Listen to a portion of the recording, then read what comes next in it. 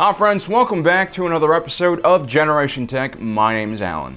In our last episode, we looked at how an Imperial class Star Destroyer was able to enter the gravity well of a planet and then leave it. Today we're going to look at a class of ship so large that Rebel Alliance leader Mon Mothma once remarked that if the rebels were actually able to capture such a vessel, that it would be impossible for them to find enough crew to operate it. We of course are talking about the Star Dreadnought class of warships, otherwise commonly called the Super Star Destroyer class. These are more like mobile cities than just warships. These gigantic vessels symbolize the power of the Empire at its height just decades after the end of the Clone Wars. Today we're going to be looking at the evolution of the Star Dreadnought and find out where its roots come from in Star Wars history. The Star Dreadnought was a statement. It was a massive endeavor that could only be constructed by the richest systems and the most powerful militaries. It wasn't just a regular ship of the line, a generic battleship designed to pummel other ships of the same class. A Star Dreadnought stuck out purposely from your average capital ship. It was designed to inspire its allies and bring dread to its enemies. It usually did this through its immense size, but a Star Dreadnought was not just determined by its size, but also by the amount of firepower it had and also by how fast it could move. The Star Dreadnought was the centerpiece of any navy, and beyond functioning just as a command vessel, the ship itself was also a base for an entire fleet operating far from home. When you found yourself walking inside a massive dreadnought, the horrors of the front faded away. You felt safe and secure. And that is perhaps where we need to start. Since man first started sending ships into space, he has always been wary of the dangers of vacuum. The fear of finding themselves floating amongst the stars without protection after some mechanical failure to the ship. So the idea of building larger and larger ships with more compartments and layers and reinforced bulkheads to separate vulnerable organic beings from the vast coldness of space is ingrained in our very DNA at a very primal level. Throughout the history of Star Wars, there have been many galactic-wide disasters that have led to the destruction of major civilizations, which therefore led to technological dark ages. You had the mysterious disappearance of the Celestials. Then you had the destruction of the Qua, which led to the rise and the fall of the Rakatan Infinite Empire. But this current age, the one where the films we all know and love take place, started roughly around 30 to 10,000 years ago with the foundation of the Old Republic. This is when we first begin seeing more human-centric designs and naval doctrine that are a lot more familiar than the more alien designs of the Rakatans, or the Qua. Now remember, a dreadnought is not classified by its size, and in the earlier days of the Old Republic, ship sizes were considerably smaller than what we see during the Galactic Civil War period. Now the first starship that could really be classified as a Star Dreadnought can be found during the pre-Great Hyperspace War era. During this period, the Galactic Republic was still relatively young and untested. It was still expanding outwards from the mid-rim to establish control of the more wild areas of the galaxy. One of those obstacles that the Republic faced was the short-lived Kumari Empire led by Val Kumari. Not much is known about this period of time, but at its height, the Kumari Empire had over 30 different systems. Now, they were able to achieve this because they had massive battleships forming the flagships of their navy. One of those ships was the Cal Class battleship. Over 3,000 meters long and decked out with turbo lasers and one giant mass driver that ran along the entire length of the ship. The Cal Class battleship could not only take on a Republic fleet by itself, it could also do massive damage through orbital bombardment. Unlike lasers, kinetic energy weapons like a mass driver didn't decrease in effectiveness when it hit the atmosphere. The Kumari were eventually defeated by the Old Republic's massive numbers, and as usual, the Old Republic absorbed some of the technology from the Kumari after they took over, including the Cal Class battleship. So you might be asking now, why am I calling a Cal Class battleship a dreadnought when it clearly is called a battleship? Well, we're gonna have to define more clearly what a dreadnought actually is. So a dreadnought actually doesn't refer to a specific type of ship. Instead, it refers to the type of role a ship takes on. So a battleship can be a dreadnought, and so can a battle cruiser or just a light cruiser. Star Dreadnoughts, as we mentioned before, mainly are used as command ships, have an overwhelming amount of firepower, armor, and usually have a pretty good propulsion system. Anyway, the Cal Class battleship really took the Republic fleet to the next level. Before this, the most massive ships in the Republic fleet were the Core Galaxy System Dreadnoughts, which are only 900 meters long.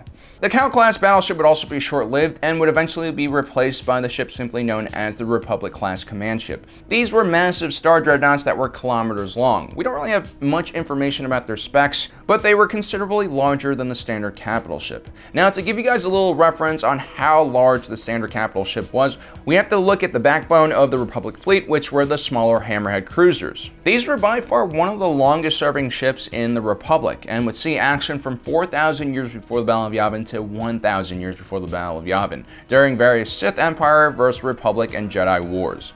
Now, just to give you some reference on how much smaller ships during the Old Republic era was, the Hammerhead cruiser is basically the Old Republic equivalent of an Imperial class Star Destroyer. The Imperial class Star Destroyer was massive in size. It was 1,600 meters and over 5 times longer than the Hammerhead cruisers.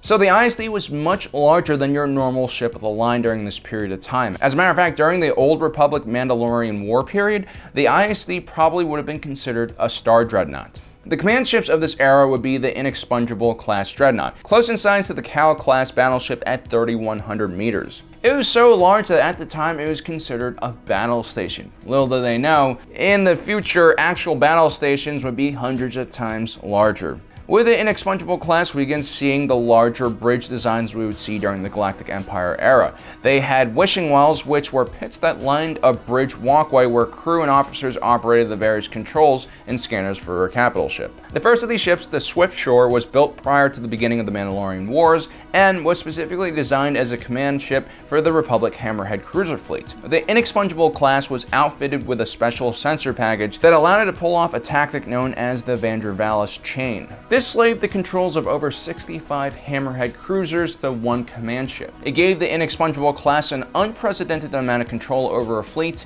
This tactic was mainly used to maintain blockades. In the next few decades, we begin seeing the Old Republic use the famous wedge-shaped design for its starships that would later become famous during the Galactic Empire period. The wedge-shaped capital ship was actually originally a Sith design and had been used in warships like the Harrower Dreadnought as early as 5,000 years before the Battle of Yavin. The wedge pyramid shape allowed more turbo lasers to be placed on the hull with a larger firing radius. The replacement for the Inexpugnable class would be the Centurion battle cruiser. It incorporated this wedge-shaped design. Although it was much smaller than the Inexpugnable at 1,200 meters in length, it was more heavily armed and faster, which also followed the Sith Empire's wedge naval doctrine for dreadnoughts.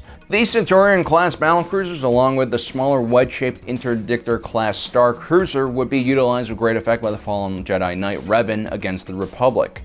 The smaller Interdictor was only 600 meters long, but was capable of pulling ships out of hyperspace by preventing their hyperdrives from working by projecting an artificial gravity well around itself. In the next few thousands of years of fighting between the Jedi-led Republic and the Sith Empire, we would see many variants of Super Dreadnoughts come and go, like the Star of Coruscant, which remnants were scattered across Hoth, or the Invincible-class Dreadnought heavy cruiser used by the Republic and corporate sector forces.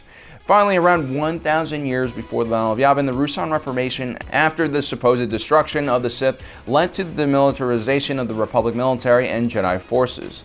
Similar to the post-Galactic Civil War New Republic, the galaxy saw a massive redirection of federal military funding go to regional defense forces. Now, logically, you would think that the size of battleships and Star Dreadnoughts in general would get smaller, but actually the opposite happened. Giant shipbuilding worlds like Quat were now left defenseless against pirates and hostile foreign entities, and began heavily investing in ships that not only could defend their prized and vulnerable shipyards, but would make the very idea of attacking their systems suicidal.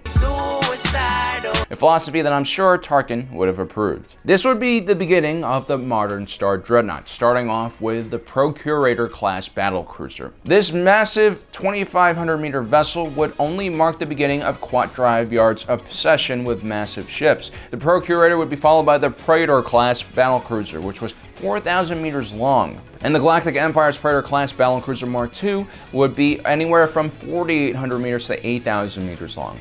But before the Praetor Mark II was created, the first true dreadnought by modern naval standards was created in the Manticore class Star Dreadnought.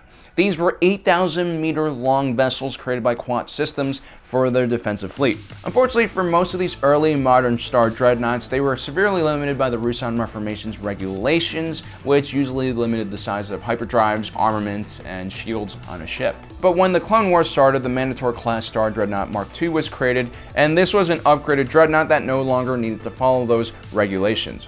After Order 66, Republic propaganda played down the role of the Jedi generals during the war and shifted more attention to the feats of the Manticore Class Dreadnought Mark II. This was a part of the shift in narrative, which was designed to create more public support for future superclass dreadnoughts.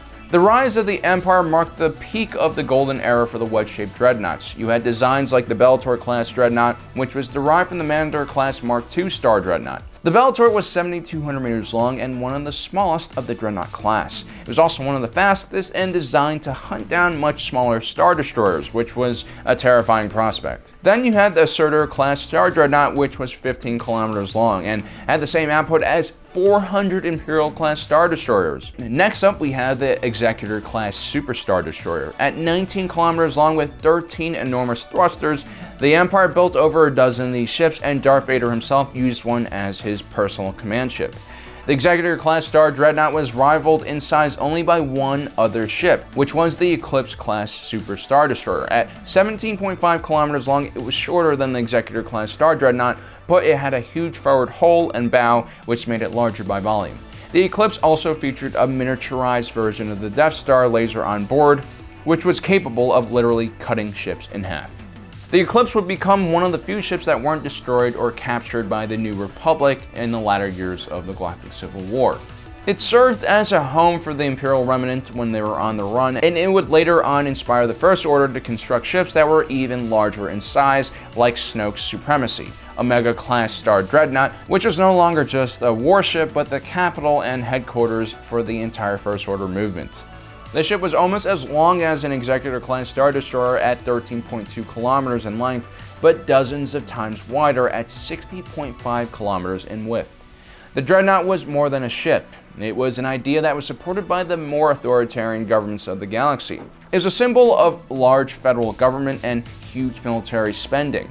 It was created through the sacrifices of the many and the nationalization of industries and the collective use of resources. It was designed to make citizens proud and fearful all at the same time. Unfortunately for those who built these massive ships, ultimately every Star Dreadnought would prove to be too slow, too vulnerable, or just plain too expensive when compared to a larger fleet of smaller ships. Because at the end of the day, no matter what period of time you're in, there are two things that are true about all military vessel design. The larger the vehicle, the larger a target is, and second, offensive weapons will always overpower any defenses, so the path to least resistance, aka avoiding getting hit by the enemy in the first place, will always be ideal. So guys, that is the evolution of the Star Dreadnought. Let me know in the comment section below what you guys think about these ships. Do you think it's a massive waste of resources, or do you think it's a great symbol for an empire to unite around? Anyway guys, don't forget to subscribe and hit that notification button so you don't miss out on the rest of our awesome content. As usual, thanks for joining us today. If you're watching this, you are Generation Tech.